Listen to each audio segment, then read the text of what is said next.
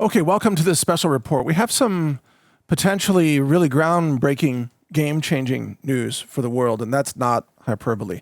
And this concerns battery technology and what it means for so many things, for transportation, data centers, for off-grid living, solar power, much more, even aviation. This could make electric airplanes quite possible. Well, there's no question it does. But is this news legit? So let me back up and describe what just happened. So there's a company that I believe is a Finnish company out of Finland, and they're called Donut Lab, and their website is donutlab.com. And I know donut doesn't sound like a serious name, but this company has a history of doing some pretty amazing things.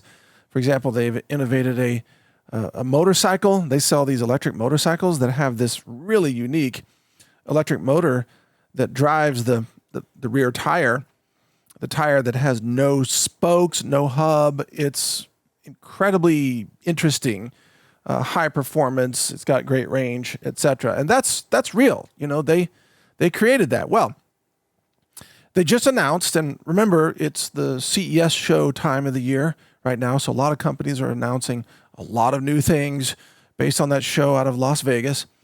Well, the Donut Company has just announced a new solid-state battery that has specifications that almost seem impossible. But I'm going to go through those with you here and then talk about the implications with the caveat that it's hard to believe that this is real. And many people are skeptical of these claims. And if this was a company out of the blue that was announcing these things, no one would believe it.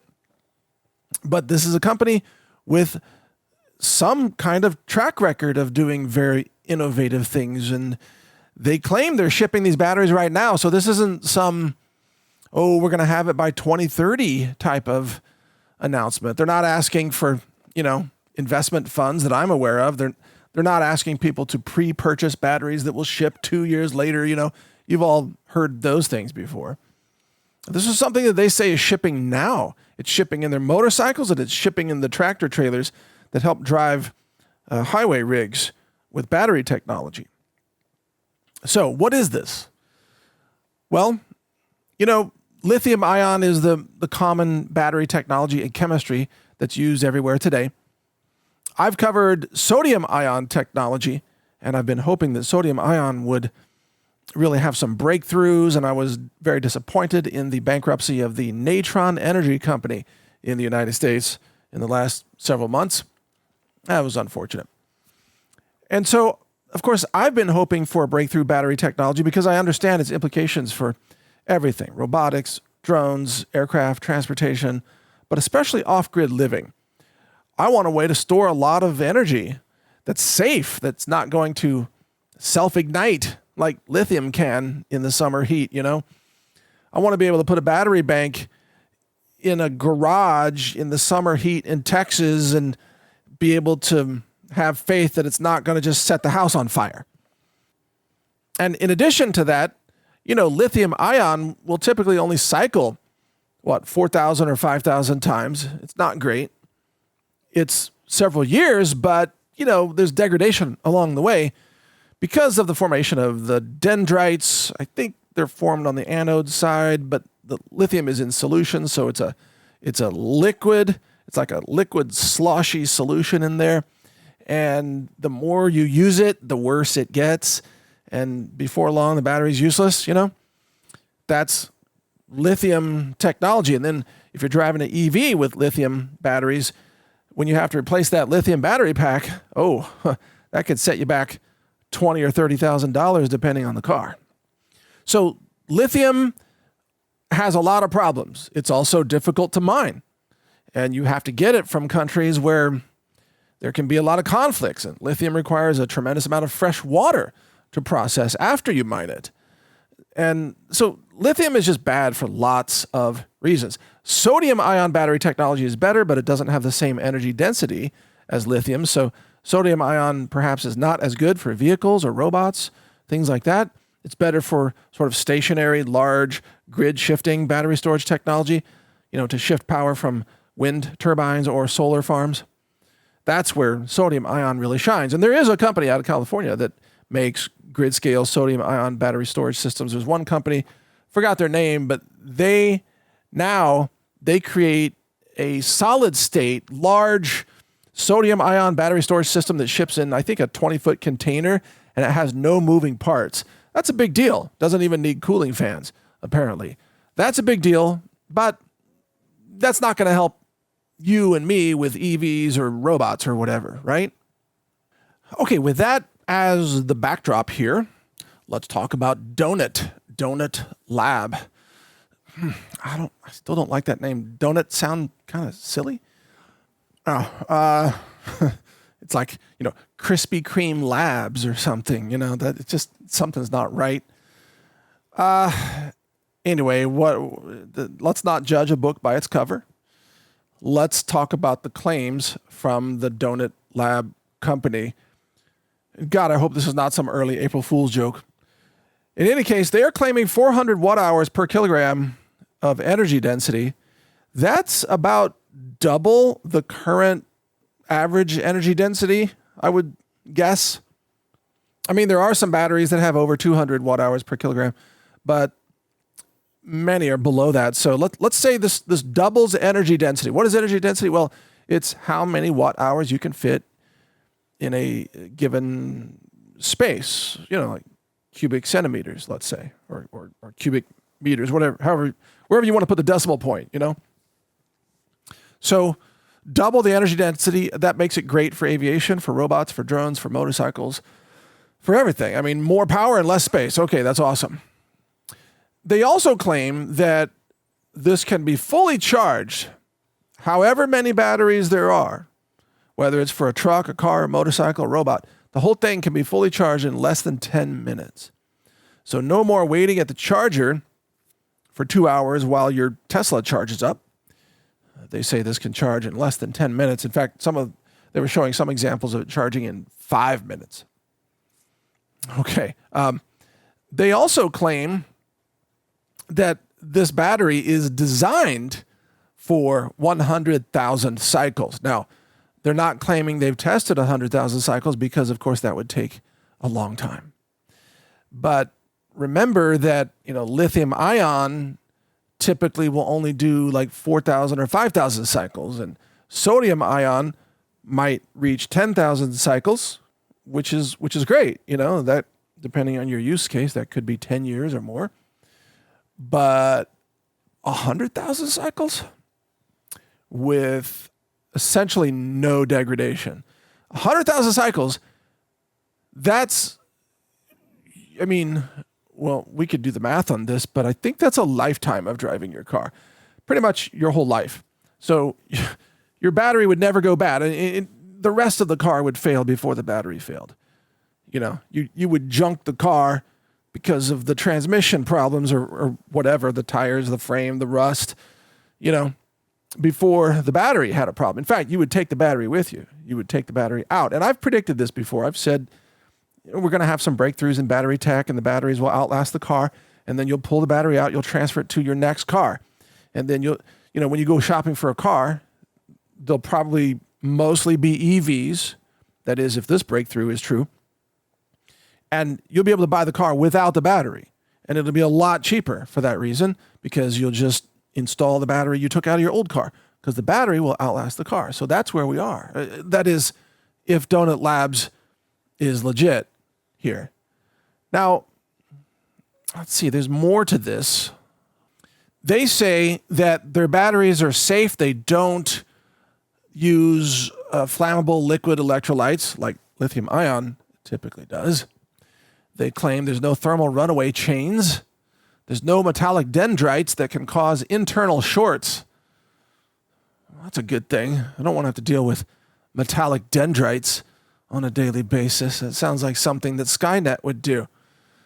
So anyway, the chemistry of the battery, they claim, is incredibly safe. That will make firefighters gleeful to hear, because how many of you are firefighters or first responders, and you've seen firefighters try to put out lithium vehicle battery fires because it doesn't work, does it? Spray all the water you want, battery still burns. So this could change all that. And that has a lot of implications for better safety in parking garages, in like scooter storage facilities, motorcycle storage, parking a car in your own garage. Vehicles involved in accidents are less likely to combust, which turns out to be bad for the occupants. So this is a much safer battery chemistry, but Donut Labs doesn't tell us what the chemistry is. They say it's 100% green. I don't know what they mean by that. They say it's made from abundant materials with global availability. Well, that could be anything. That could be anything on the table of elements, I suppose. It just depends on what you mean by abundant materials and global availability. Now, if you tell me it's zinc, it's zinc and copper, I'm like, that's great. That sounds abundant. But if you're thinking more like, there's silver involved here, then we got a problem because of all the silver scarcity that you and I know is happening. In any case, Donut Lab says that there's no reliance on rare resources. Okay, so maybe they don't need cobalt? I don't know. Maybe they don't need... Oh, and they said it's not from geopolitically sensitive resources. Like we don't have to go conquer more countries and pillage their minerals? Gosh, Trump is going to be disappointed because he was writing up the whole list, Let's do this one and then that one and that. Let's take this and that and that. It's like a shopping list. If we don't need all that stuff for batteries, like if you can make it out of, I don't know, North American dirt, then that's awesome. We don't need to conquer and decapitate all the leaders everywhere around the world. Okay. And they say it's lower material cost than lithium ion. Okay.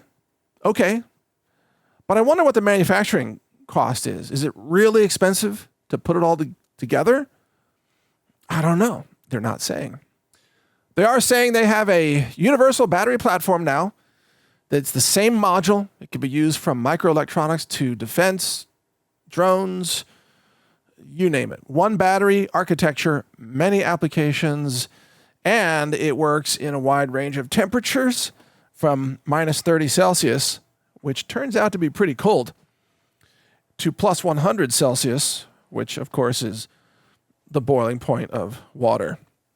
Because my audience is mostly Americans, and you may not be familiar with the entire Celsius spectrum there. But yeah, that's a wide range, a very wide range. And apparently this battery works in all those ranges. So it's great for EVs, for those of you who live up north, right? Canadians? Yeah. EVs are rough in Canada, or some parts of it, the colder parts, because of, you lose battery capacity due to plummeting temperatures, right? So this apparently would solve all that. Okay, so those are the claims. Think about it. Higher energy density, lower cost, 100,000 cycles, charging cycles, which means it lasts forever. A lifetime. What else? Green materials. Charges really fast. So it would give you a huge extension of range for your EV with much faster charging time, like you could recharge in 10 minutes. So that would make a cross-country EV trip actually tolerable instead of whatever it has been, people hanging out at charging stations for hours and hours and hours, and that's crazy. All right. What are the implications of this if it's true? Now, remember, I'm not yet totally convinced that this is true. I'm hopeful that it is. I would love for this to be true because I want this. I've been trying to put together off-grid battery storage systems for a number of years, quite a few years, and everything has failed. And I look into flow batteries, and it's just crazy expensive and complicated. Pumps have to circulate all the flow chemicals and everything. And then, lithium ion has its own fire problems, as we know, and sodium ion just hasn't been put into mass production yet. And it doesn't have the energy density. So I want this to be true. But If it's true, then here are the implications. It's much more than you think. I mean, in the big picture, this essentially makes most combustion engines obsolete. It really does. And I've been a critic of EVs because of all the limitations they've had, like crazy long charging times, batteries that combust into flames and things like that. Well, this solves those problems. You have long range, you have fast charging times, and you don't even need lithium, apparently. If that's true, then who's going to buy combustion engine vehicles any longer? For common use. The typical consumer, if these batteries are cheaper and longer lasting, last a lifetime, etc., it's easier to maintain an EV. You don't have to change the oil. You don't have to change the air filter in the engine or the oil filter in the engine, etc. It's just easier to maintain. It's cleaner to be around. You can inhale near the non-existent tailpipe. You know what I mean? So this is going to make many, many combustion engine applications utterly obsolete, and the battery density is so good and the charge time is so fast that it would begin to bleed into the construction industry. Caterpillar, okay? Komatsu, Kubota, like all these companies, John Deere, whatever, that make the construction equipment, the excavators, the skid steers, the loaders, the compact track loaders, you name it. And then tractors themselves. Now, I've said before, there's no electric tractor because it's insane. Because tractors use a lot of power. At the PTO, a typical tractor could have over 100 horsepower, for example. And, tractor engines need to be very, very strong in order to do that. Batteries just don't have the energy density. Well, this could change that, starting at the small scale, like hobby tractors and riding lawnmowers could be all electric and still be very effective. So start thinking about that, what this means for also electric airplanes and aviation, personal drone taxis that take flight and hopefully don't drop you over a lake or something.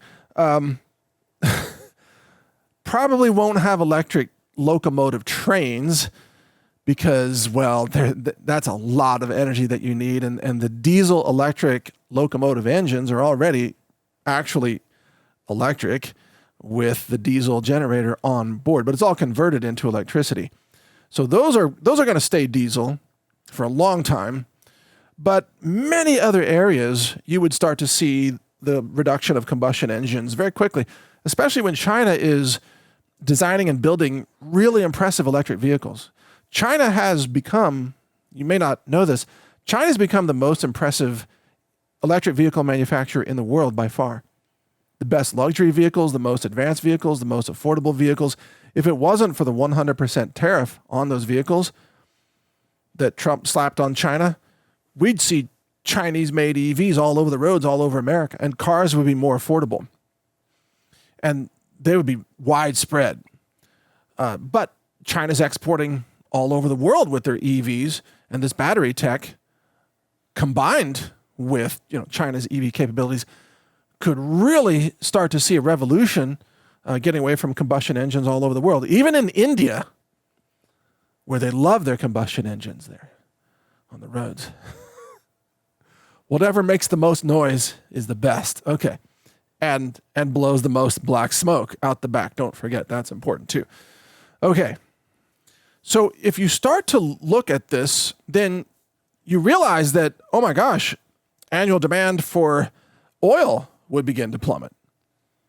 I mean, you'd still need oil for lots of things. I already mentioned diesel locomotives or diesel electric locomotives, but also military applications, jets, fighter jets, whatever, transports, big ass vehicles and big ass airplanes and things would still need, jet engines and kerosene or aviation fuel for a long time to come. But if consumers stopped buying combustion engine vehicles, well, that would be a huge shift. And the global annual demand for oil would plummet. You know what? Let me ask an AI engine here to tell me what percentage we're talking about. Okay, I just put in a question. I'm getting an answer. Road vehicles apparently account for 45 to 47% of total global oil consumption. The entire transport sector uses about 60% of global oil, but the road vehicles are only 45 to 47%. Let's see. Then it says the rest goes to aviation, shipping, and rail, things like that, which I pretty much already mentioned. Barges and, bunker fuel for ships and whatever. So let's just call it half, Let's keep it simple here. Let's say that road vehicles account for half of global oil consumption. It's not quite half, but it's close. So if this battery technology is the real deal, then in the years ahead, we're going to see, again, combustion engines really, really plummeting. And we didn't even count lawnmowers and things like that, or even tractors and agricultural and construction equipment. So easily, we're talking about half of oil consumption here. And by the way, there are already hybrid electric excavators that exist from companies like Komatsu. They already have those. They're not that good, but this could change that dramatically. So what happens if half the global demand of oil ceases to exist? Even though it would happen over time, but half the oil consumption stops. But at the same time, global electricity consumption off the power grid freaking skyrockets, right? So we're not reducing energy usage, we're just shifting it from fossil fuels to the power grid. But then the question is, well, where does the power grid get its power? And that depends on the grid, doesn't it? That depends on what country you're in. In some countries, that's natural gas. In other areas, it's a mixture everywhere, but some areas it's more solar, more wind. Some areas it's hydroelectric. A lot of areas it's coal-fired power plants, which again is fossil fuels, or liquid natural gas, etc., right? Or just gas, as it's called in the energy industry. So a lot of the energy shift coming away from oil will have geopolitical impacts. For example, a reduction of income for Russia, a reduction of income for Saudi Arabia, probably for Venezuela and Iran and the other major oil exporters, including a lot of U.S. companies that are, there's a lot of oil exploration in the U.S., big globalist companies that are in that business. They're going to see the revenues plummet, and the price of oil will also plummet over time. Again, this will make combustion engine vehicles less expensive to operate.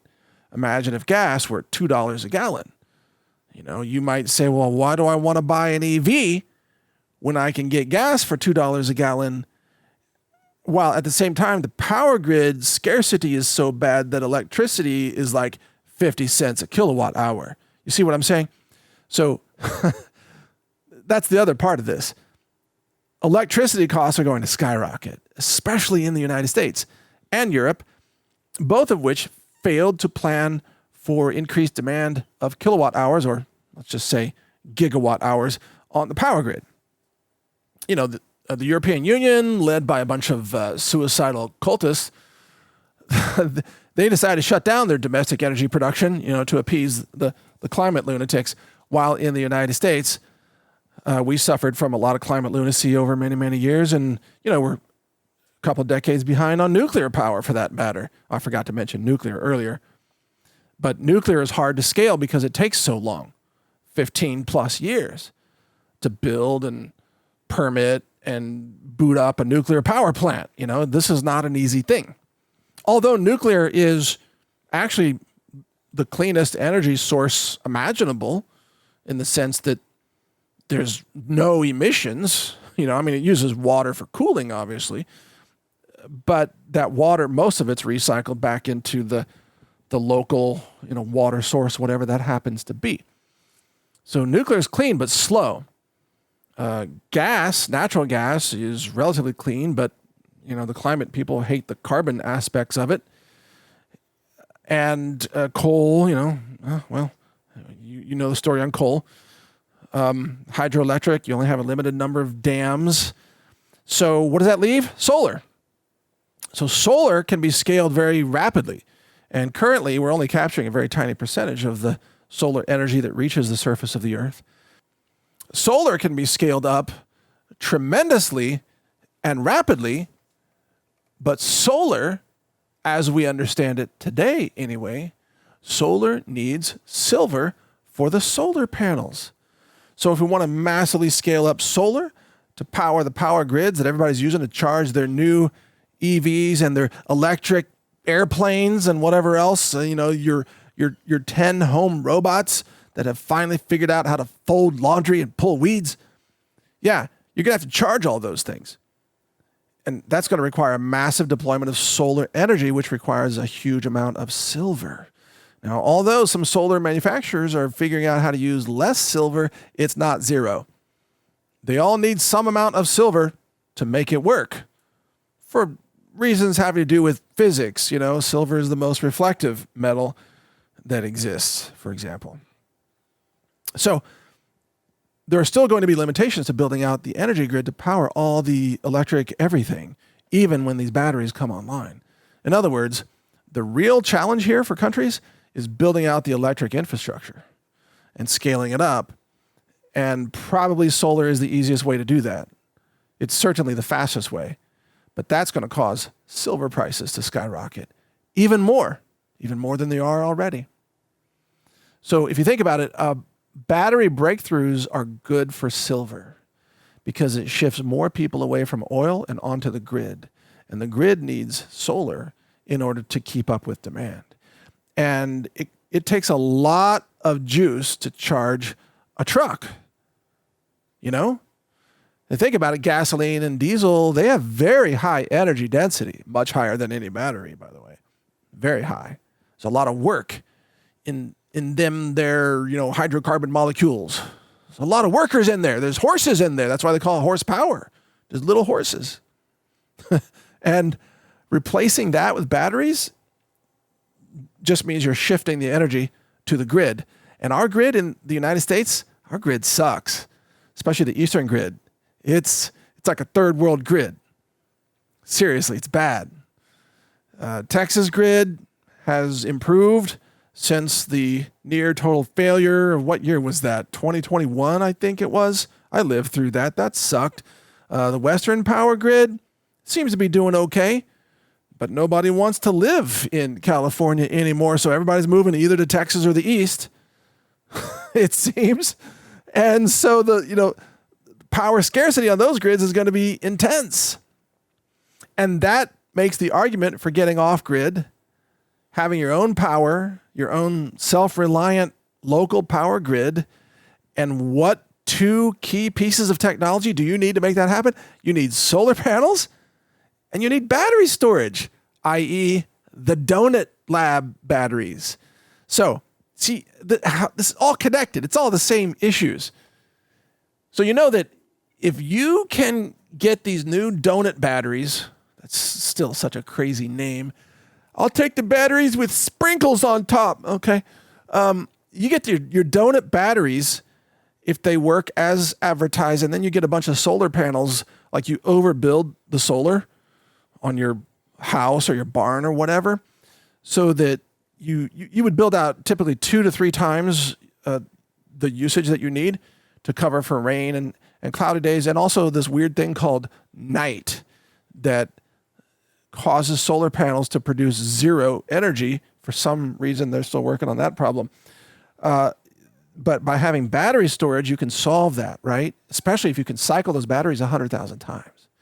So this technology will not only shift the whole geopolitical scene, it'll shift things away from oil.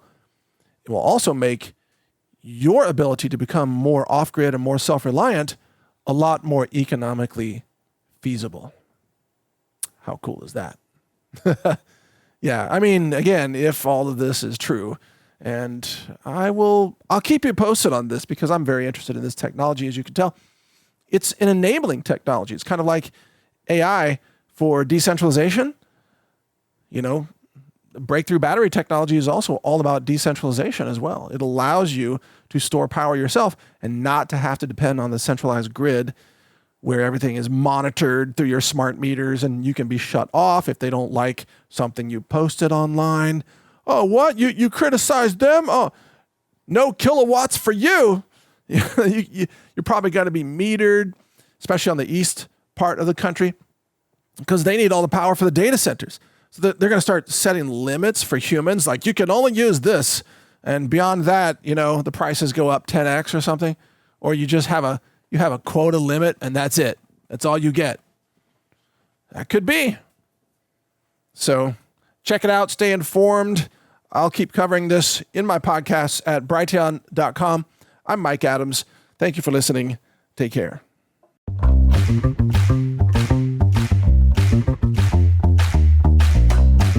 Welcome to the Health Ranger Store 2026 New Year's sale. I'm Mike Adams, the Health Ranger, and we've got a great collection of solutions for you to help make 2026 the best year of your life in terms of your health, your opportunities, mobility, immune function, digestive support, cognition, and so much more. And we put together some really special things for you here. So on any order where you spend $99 or more, we give you a free colloidal silver spray.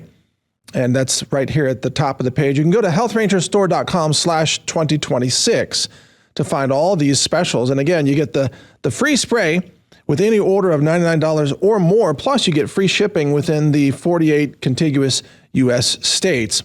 And each day, by the way, we feature different special focus curated collections of products. So you can check those out each day, from digestion support to immune support, energy, mobility, really critical, heart support, fitness, etc. Now, there's one more thing that we're doing this year, first time ever. If you spend $299 or more, then we're going to give you 50 free books that we created ourselves using our book creation engine. These books are not public.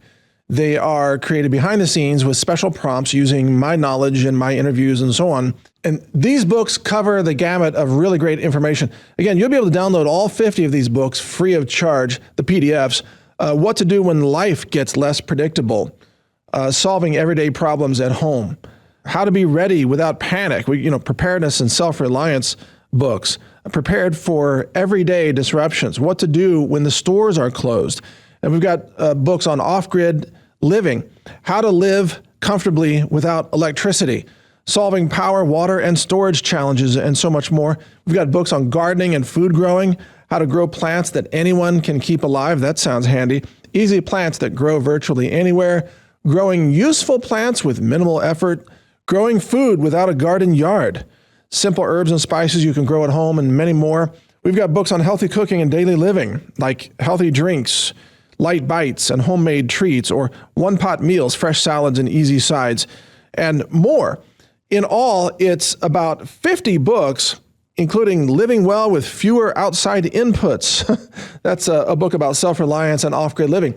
All these books will be given to you as a free download if you spend $299 or more with us during this sale, which lasts through January 12th at 11 a.m. Central Time. So the website you want to go to is healthrangerstore.com/2026. We'll get you straight to this page, and you can take advantage of these bonuses and these special curated collections while supplies last.